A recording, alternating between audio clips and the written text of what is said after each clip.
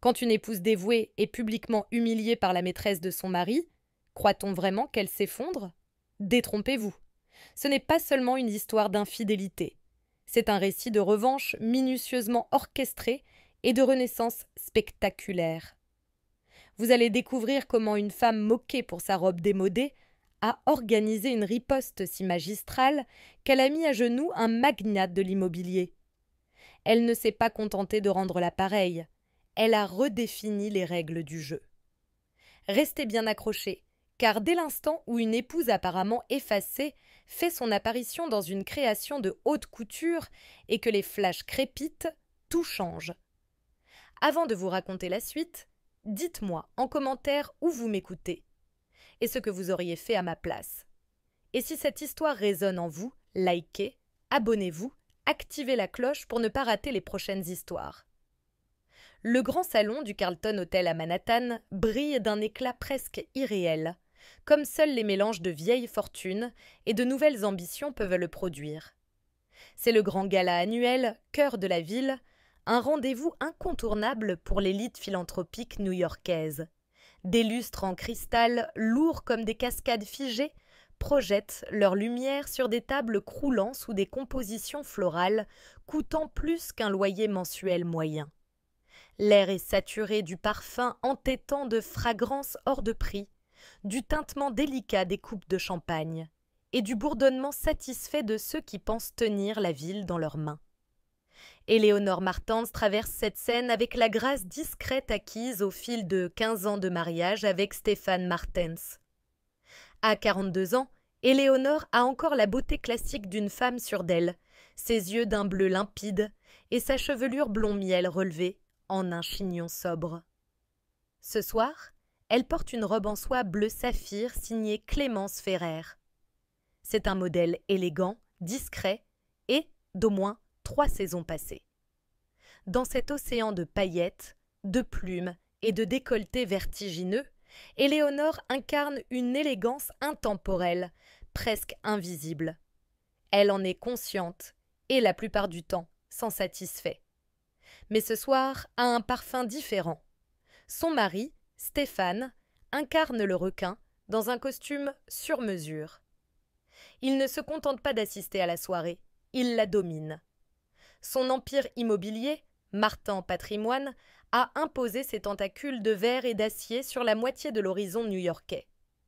Charismatique, doté d'un rire tonitruant qui attire les regards et d'un sourire capable de désarmer ses adversaires les plus coriaces, il est le centre de gravité de cette salle. Pourtant, depuis plus d'1 an, ce sourire ne se dirige plus vers Éléonore. Elle l'aperçoit de l'autre côté de la pièce, en train de tenir court près des lots de la vente aux enchères silencieuses. À son bras, pratiquement collée à lui, se trouve Léna. Léna Favre a tout ce qu'Éléonore n'est pas. 26 ans, une chevelure flamboyante d'un roux incendiaire, un corps moulé dans une robe dorée étincelante qui dévoile presque tout. Influenceuse notoire sur les réseaux sociaux et vedette de télé-réalité, elle a bâti sa carrière sur l'art d'attirer le regard. Son rire grave et bruyant tranche avec les rires feutrés des autres invités. Léna est la maîtresse de Stéphane, un secret de polichinelle dans leur cercle mondain. La main d'Éléonore se crispe sur sa pochette. Elle a accepté de venir ce soir uniquement pour sauver les apparences, un mantra devenu la devise officieuse de leur mariage. Stéphane avait insisté. C'est pour l'hôpital des enfants. Élie, nous devons montrer un front uni, avait-il dit d'une voix douce comme le marbre poli, alors que ses yeux étaient déjà ailleurs, probablement rivés sur son téléphone à échanger des messages avec Léna. Éléonore prend une gorgée de champagne pour se donner du courage et entame la valse familière de l'épouse de notable, glissant de groupe en groupe, offrant des sourires et des politesses à des visages connus depuis des années. « Éléonore, vous êtes superbe !» lui lance Marguerite de Belmont, dont la robe est un tourbillon extravagant de volants signé Aurélien Delattre. « Et vous aussi, Marguerite !» répond-elle sincèrement. Elle apprécie Marguerite, mais son regard revient sans cesse à Stéphane et Léna. Le couple illégitime discute désormais avec un groupe où figure Monsieur Hirose, un investisseur japonais redouté. Stéphane gesticule en racontant une anecdote, et Léna, pendue à son bras, le dévore du regard avec un air d'adoration théâtrale. Un numéro parfaitement rodé et écœurant. Une douleur sourde traverse Éléonore, mélange d'humiliation et de tristesse. L'adultère en soi n'est plus le coup de poignard initial. Cette souffrance s'est muée en une douleur chronique. Non, ce qui la blesse désormais, c'est l'impudence de la situation. Stéphane ne se contente pas d'avoir une maîtresse, il l'exhibe. Il la met au défi de réagir, persuadé qu'elle n'osera jamais faire un esclandre. Trop digne et trop discrète pour cela. Comme si elle sentait son regard, Léna tourne brusquement ses yeux verts et perçants vers Éléonore. Un sourire lent et narquois se dessine sur ses lèvres impeccablement maquillées. Elle murmure quelque chose à Stéphane qui, un bref instant, croise le regard de sa femme, son expression impossible à déchiffrer avant de se détourner.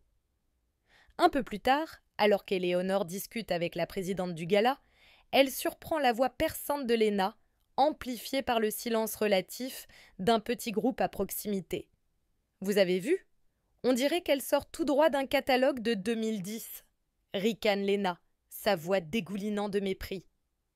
Quelques rires serviles fusent. Je sais qu'elle est d'une autre époque, mais on est au gala cœur de la ville, pas à un club de lecture en banlieue chic. Stéphane a une image à soigner, c'est triste que sa femme n'y attache pas d'importance. Les mots frappent Éléonore comme une gifle. Ce n'est pas seulement une insulte, c'est une mise à nu publique, une déclaration qu'elle ne vaut plus rien, qu'elle n'a plus sa place dans le monde, qu'elle a contribué à bâtir. Elle, qui a organisé d'innombrables dîners pour les clients de Stéphane, qui connaît leurs enfants, leurs goûts, et qui l'a soutenu dans chaque crise, se retrouve reléguée au rang de relique embarrassante. Ses joues chauffent. Elle rêve de traverser la salle pour effacer ce sourire hautain du visage de Léna, de hurler sur Stéphane pour avoir permis cette scène, pour avoir façonné un climat où une telle humiliation est devenue possible. Mais elle se contente de s'excuser poliment et se dirige vers la terrasse, la tête haute. L'air frais de la nuit la frappe comme une délivrance. Central Park s'étend sous elle, masse obscure constellée de lumière. Elle serre la balustrade de pierre glacée, ses jointures blanches. Elle se sent idiote. Sa dignité, son endurance silencieuse, son obsession pour la façade du couple uni, qu'ont-elles accompli, sa patience a été interprétée comme de la faiblesse, comme un permis de la piétiner. 10 minutes plus tard, Stéphane la rejoint sur la terrasse. « Ah, te voilà » lance-t-il d'un ton faussement léger, comme s'il n'avait pas laissé sa maîtresse la ridiculiser publiquement. Hirose s'apprête à partir. « Je veux qu'on aille lui dire au revoir ensemble. » Éléonore pivote lentement vers lui, ses yeux soudain glacials. « J'ai entendu ce qu'elle a dit, Stéphane. » Un léger malaise traverse son visage et il desserre sa cravate. Léna est un peu excessive, tu sais. Elle est jeune. Elle n'a pas encore compris les subtilités de notre monde.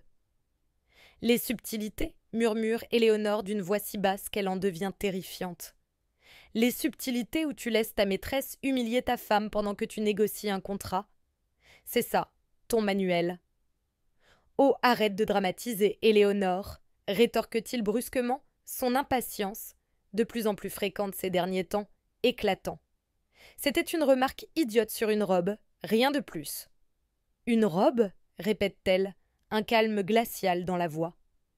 Si tu veux une nouvelle robe, va l'acheter. Ou 10. Tu sais bien que je me fiche de l'argent. Et voilà. En une phrase, il révèle toute la profondeur de son mépris. Il pense que son humiliation se résume à un problème de shopping, qu'elle peut se résoudre avec une carte de crédit. Éléonore inspire profondément. « Tu as raison, dit-elle d'une voix étonnamment posée. Ce n'est qu'une remarque sur une robe. » Stéphane, surpris par son accord soudain, la regarde avec prudence. Il s'attendait à des larmes, à un scandale, à une dispute sans fin. Son absence d'émotion le déstabilise. « Bien, dit-il prudemment. Allons dire au revoir à Hirose. » Elle le suit dans la salle illuminée, affichant le parfait visage de l'épouse irréprochable. Mais à l'intérieur, un déclic s'est produit. La douleur n'a pas disparu, Elle s'est transformée en une force acérée. Stéphane a raison. Ce n'est pas la robe qui compte. C'est tout ce qu'elle représente. Et dans son arrogance, il vient de lui donner l'arme qu'il redoutera bientôt. Elle se promet de ne pas le quitter. Pas tout de suite. Ce serait trop simple, trop prévisible. Elle ne sera pas l'épouse bafouée qui s'efface. Elle deviendra la femme qu'il ne pourra plus jamais ignorer. La partie vient de commencer, et Éléonore Martens, femme d'une certaine génération, s'apprête à redéfinir toutes les règles. Les jours qui suivent se déroulent dans un calme trompeur. L'appartement de la 5e avenue n'a pas changé en apparence. Stéphane est absorbé par les derniers détails de son contrat avec Hirose. Il rentre tard, imprégné du parfum entêtant de Léna, et repart avant l'aube, l'esprit déjà ailleurs. Ils évoluent l'un autour de l'autre comme deux fantômes, rôdant dans un manoir devenu silencieux. Il confond son silence avec une capitulation, sa tranquillité avec la défaite. Grave erreur. Pour Éléonore, ce lieu n'est plus un foyer, c'est son quartier général. La honte ressentie lors du gala ne l'a pas brisée. Elle l'a forgée. L'angoisse s'est muée en un feu froid et clair. Elle n'est plus la victime de sa propre histoire. Elle en est désormais l'architecte. Son premier réflexe n'est pas d'appeler un avocat spécialisé en divorce, mais de se précipiter sur son ordinateur. Elle ne se penche pas sur le partage des biens ni sur la garde des enfants.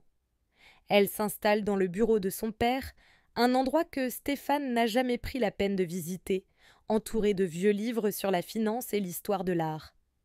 Son père, banquier d'investissement respecté, lui a appris bien plus que l'amour de la peinture. Il lui a inculqué la compréhension des bilans et l'importance de la discrétion dans la puissance. Éléonore commence par démêler ses finances de celles de Stéphane. Pendant des années, elle a laissé à son mari et à son armée de comptables le soin de tout gérer. À présent, elle scrute chaque relevé, chaque compte, chaque investissement à son nom.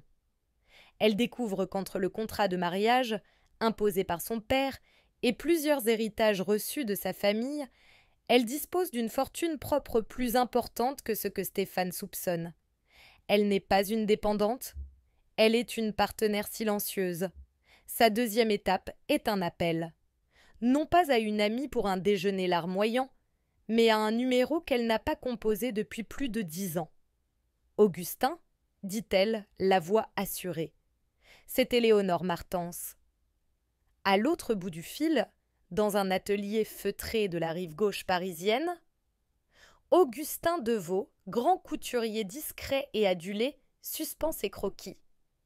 Il se souvient d'Éléonore, non comme la femme d'un promoteur américain arrogant, mais comme la fille de son vieil ami, une jeune femme à l'élégance instinctive.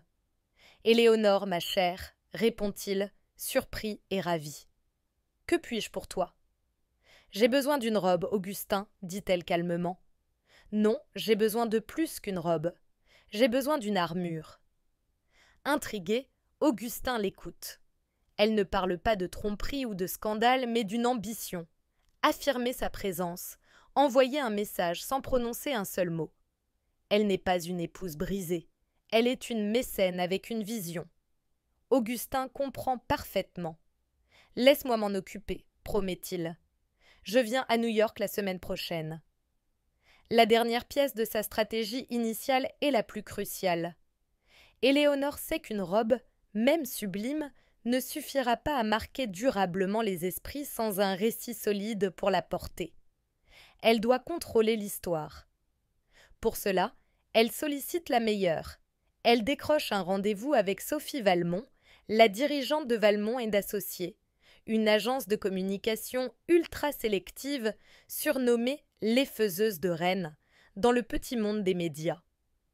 Sophie, légende vivante, toujours vêtue de tailleurs impeccables et d'un regard qui semble lire dans l'âme, est réputée pour refuser la plupart des clients qui la sollicitent.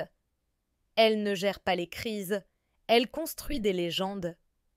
Elles se rencontrent dans un salon discret du Palais d'Albe, un hôtel confidentiel prisé des grands noms.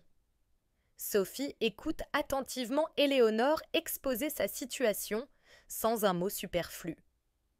Là encore, Éléonore est méthodique. Elle ne dépeint pas un mariage au bord du gouffre, mais une femme à la croisée des chemins. Pendant 15 ans, j'ai été Madame Stéphane Martens, explique-t-elle, ses mains posées calmement sur ses genoux. J'ai soutenu ses ambitions, élevé nos enfants, géré nos obligations sociales. J'ai été partenaire dans la construction du nom Martens. À présent, je veux construire mon propre héritage, à ma manière. Elle confie à Sophie son projet de relancer la fondation de la cour, laissée en sommeil depuis la mort de son père, pour financer des programmes artistiques auprès des jeunes défavorisés de New York, une cause qui lui tient véritablement à cœur. Sophie observe, un éclair d'admiration dans les yeux.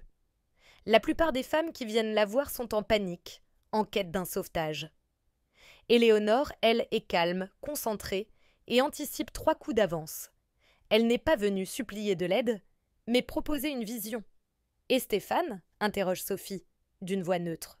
« Comme toujours, il est absorbé par ses affaires », répond Éléonore avec un sourire énigmatique. « Il pense que mon monde se limite à choisir la nouvelle décoration de la maison de vacances. Il n'a aucune idée de l'ampleur de mes projets. » Un sourire rare étire alors les lèvres de Sophie. « Les hommes comme votre mari manquent souvent d'imagination quand il s'agit de leurs épouses, » constate-t-elle. Ils continuent de voir la femme qu'ils ont épousée 20 ans plus tôt, pas celle qu'elle est devenue. Puis, son esprit s'active. Le grand bal des arts modernes au musée Franklin approche dans 6 semaines. C'est l'événement le plus photographié du printemps.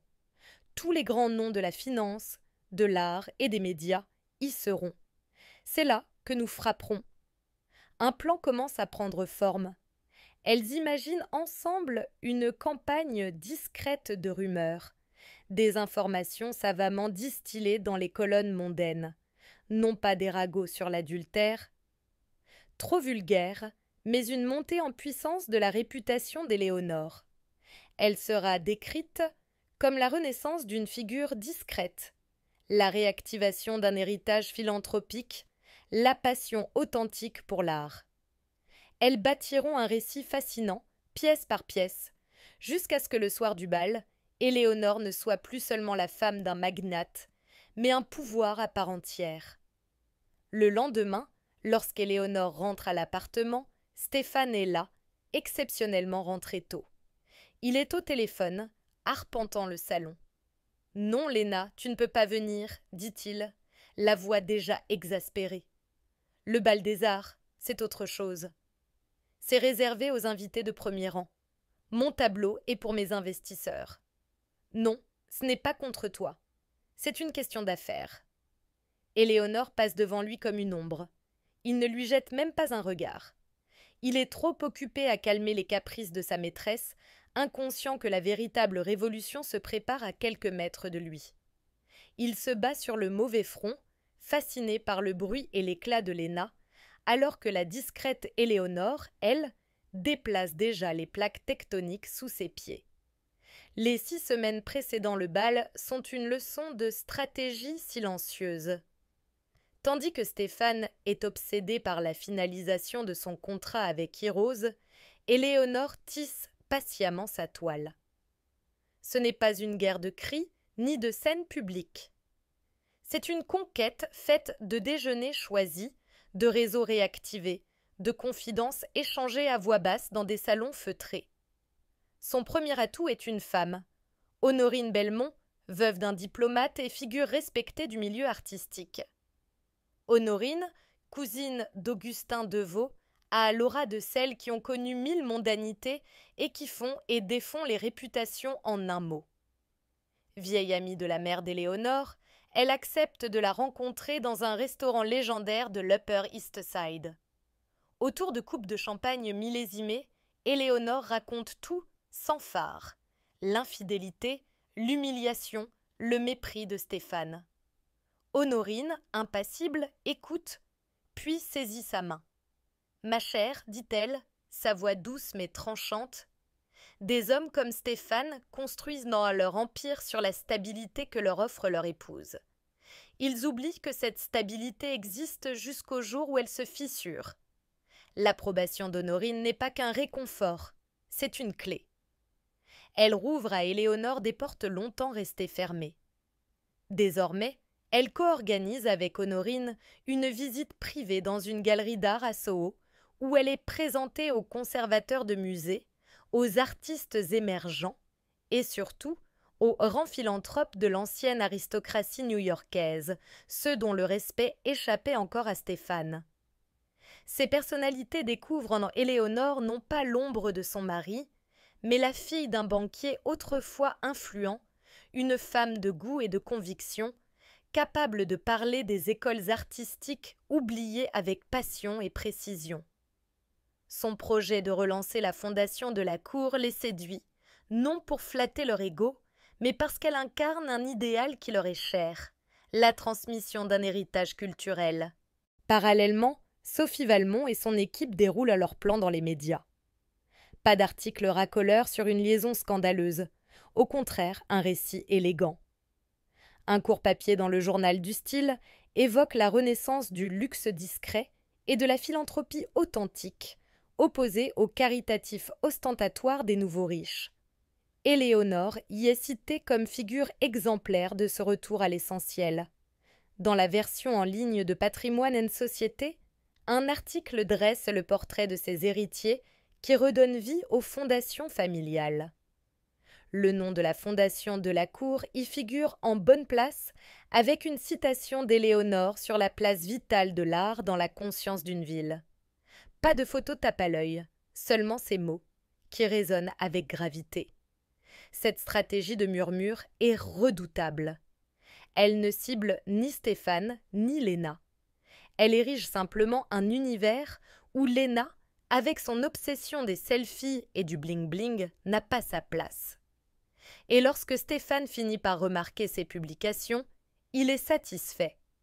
Bonne pub pour la famille, commande-t-il distraitement un matin, lisant un article sur la fondation dans une chronique mondaine. Content que tu trouves de quoi t'occuper. Il pense toujours qu'elle agit pour soutenir son image. Il est loin de comprendre qu'elle construit la sienne, indépendante et plus solide que jamais. Léna, elle, ressent immédiatement le danger. Son monde est fait de projecteurs braqués sur elle. Quand elle comprend qu'une partie de ses lumières se détourne vers la vieille épouse qu'elle méprise, elle panique. Elle multiplie les postes ostentatoires, un nouveau bracelet étincelant, un week-end à Capri, un shooting improvisé sur le pont d'un yacht. Mais le climat a changé. Dans le contexte que Sophie a habilement façonné, ces démonstrations paraissent désormais vulgaires. Les commentaires, autrefois flatteurs, commencent à la critiquer. Certains ont du style, d'autres seulement de l'argent. C'est pathétique. Pendant que tu montres tes sacs, d'autres changent le monde.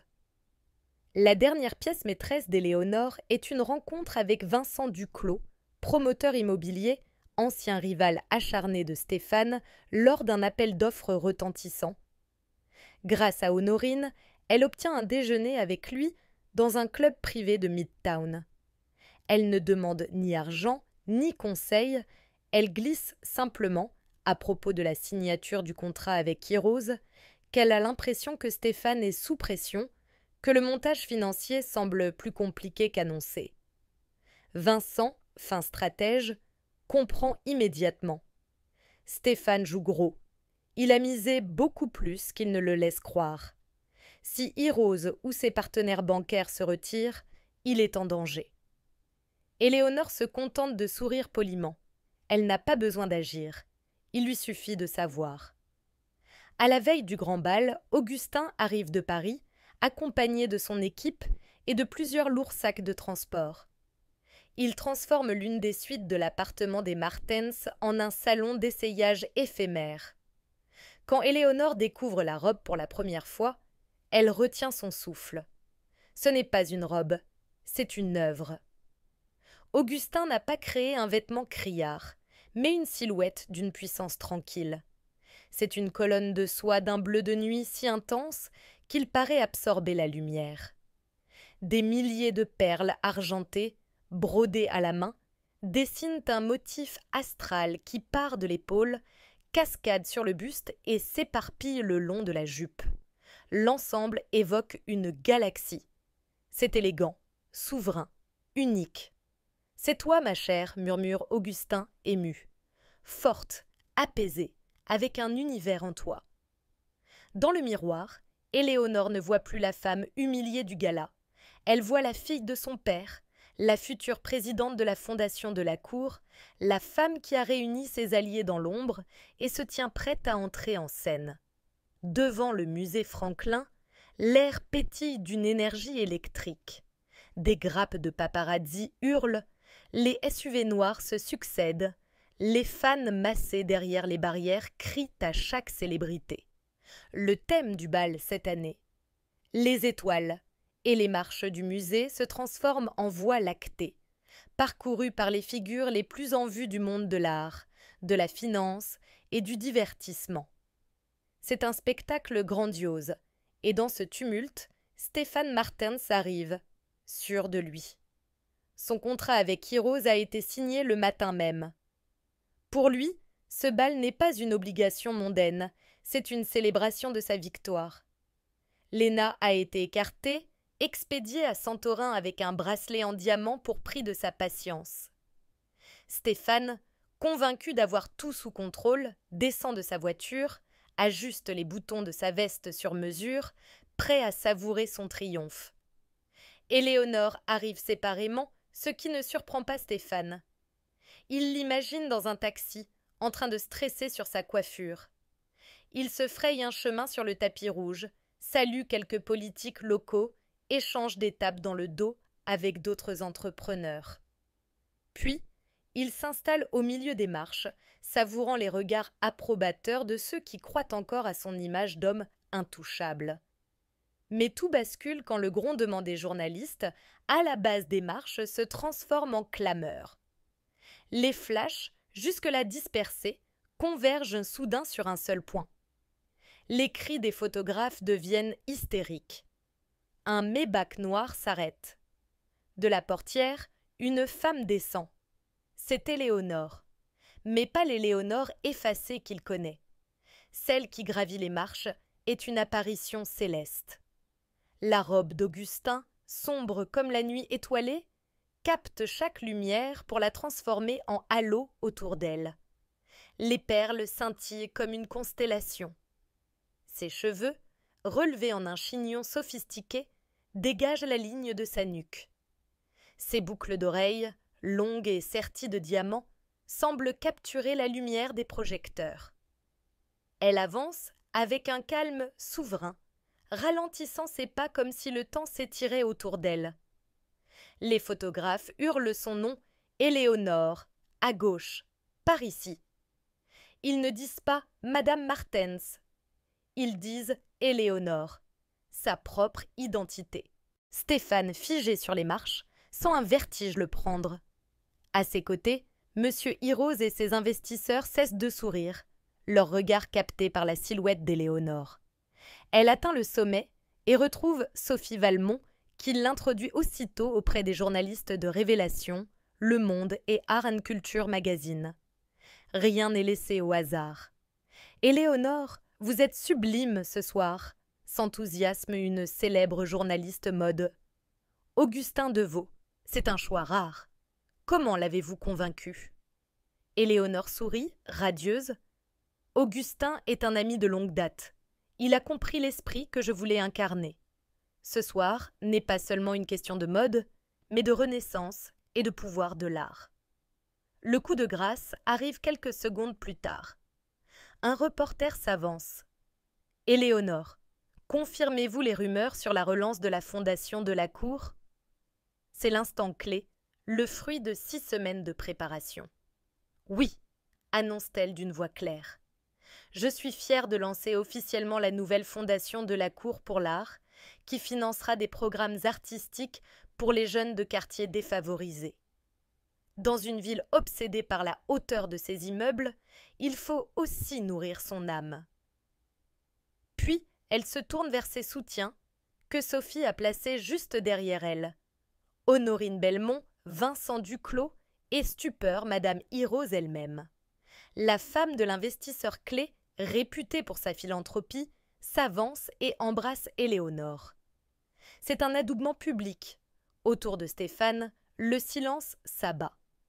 Monsieur Hirose fixe Éléonore avec respect, et son regard envers Stéphane change subtilement.